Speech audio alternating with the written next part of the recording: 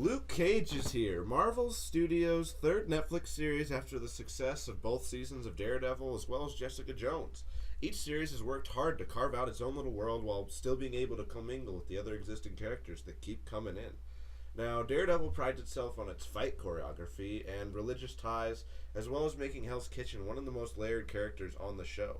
Jessica Jones had a fantastic villain that allowed them to delve into the psychosis of their characters in the setting of an old school PI show.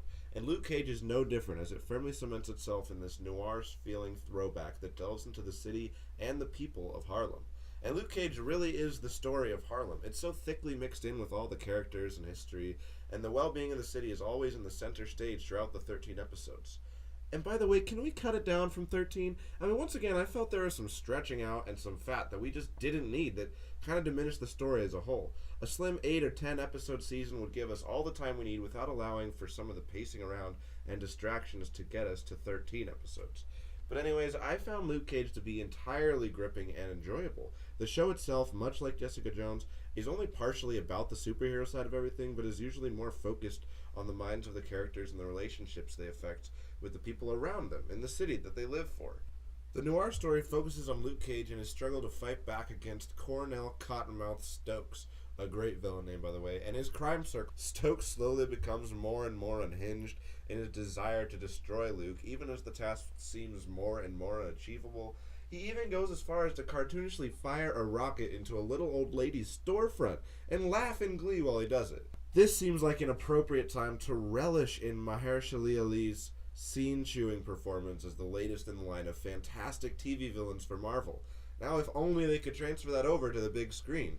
Anyways, Cottonmouth provides the show with a deliciously evil crime boss going toe-to-toe with a publicly known superhero out there on the streets. One of the first times that's ever happened. Stokes is a complicated and talented character who was born into the crime business and raised to take it over. Alongside him is his cousin, Councilwoman Mariah, and together the two of them have been trading money and guns in an effort by him to control more of the city while she tries to revitalize the city. We see both the quiet and musical boy he was and the murderous boss he's become over his time on screen. And in every scene he's in, he usually steals that scene and demands the audience's attention.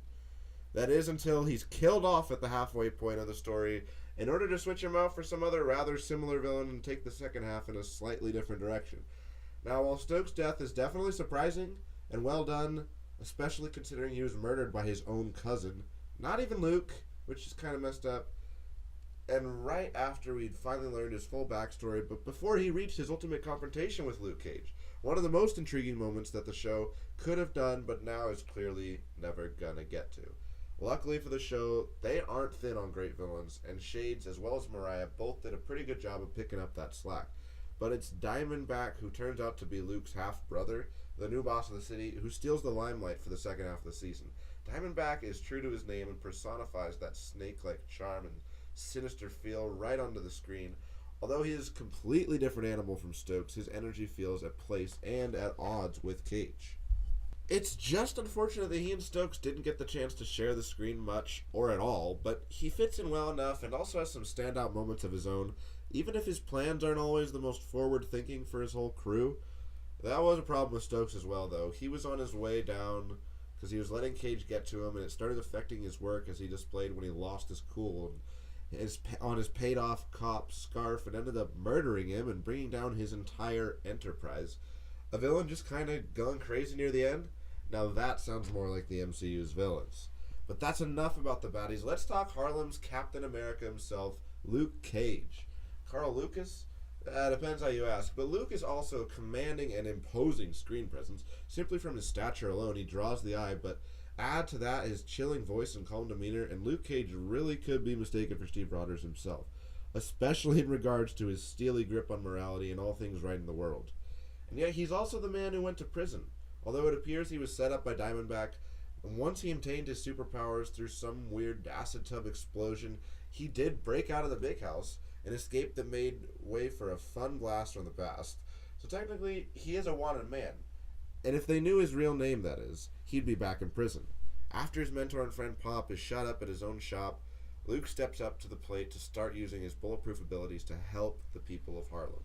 Now, unlike Daredevil, this show doesn't really have the ability to create engaging and quick-paced fights, nearly as much due to Luke's abilities. Most of his fights are just drive-bys where he's tossing some guy across the room.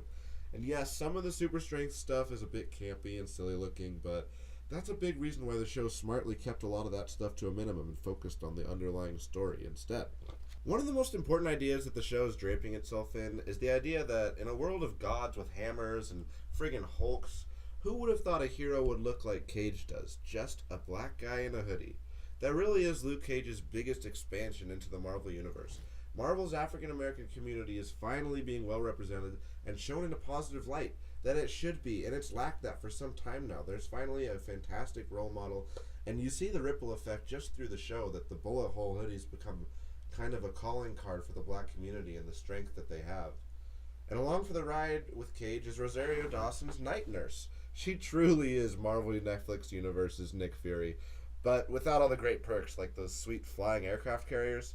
But then again, those things never really seem to stay flying for that long anyway, so maybe it's a good thing she ain't got that.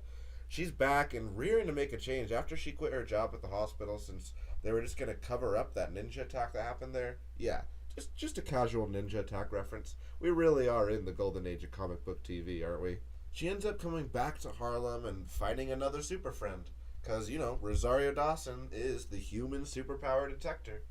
But Luke gives her someone to help, and the idea that helping people like him may just be her calling in the future. Once again, though, she really is the only connection we get to the rest of the Netflix characters, supposedly just a few bridges away from Luke and his troubles.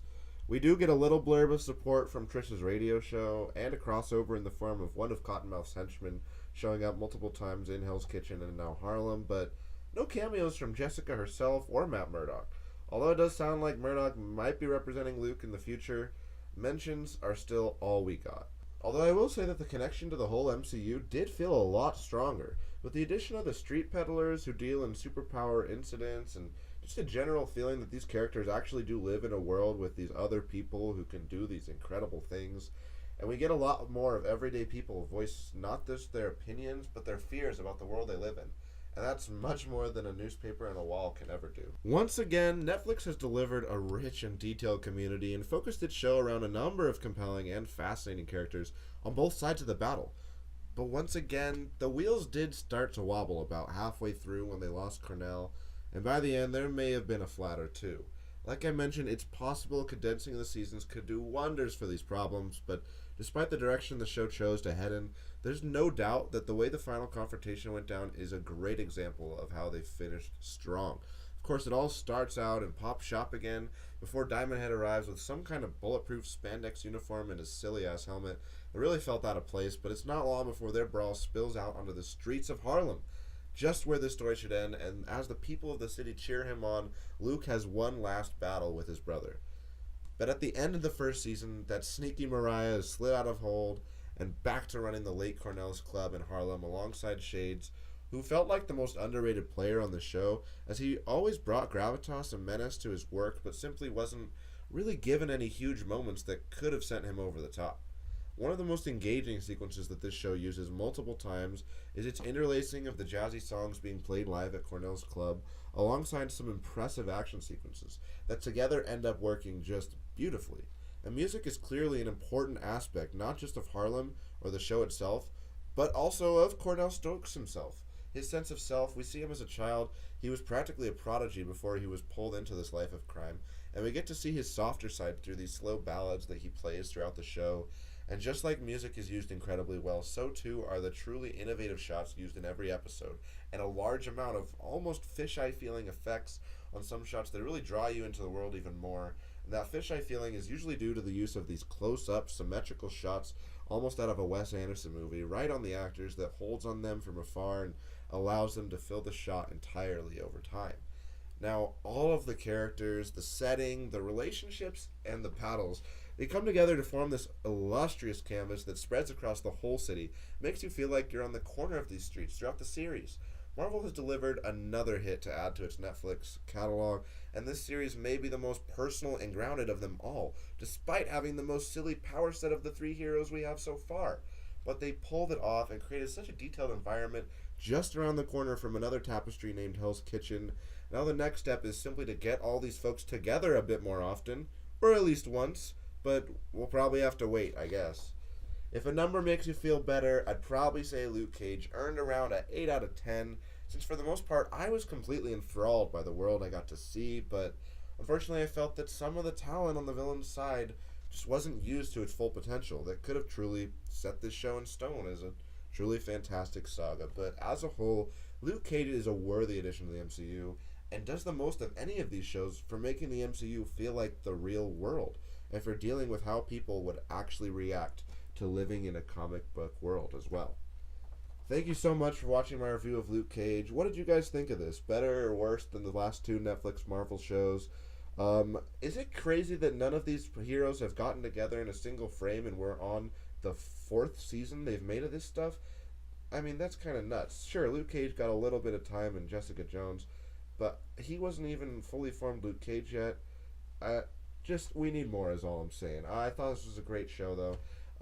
Coming up next, if you guys want to see more movie, TV, and music stuff, I'll be here. Till then, you guys know where my stuff is. Here's some more if you want to check it out. If not, plenty of other stuff on the interweb for you. All right. Thanks so much. See you next time. Check it out. Bye.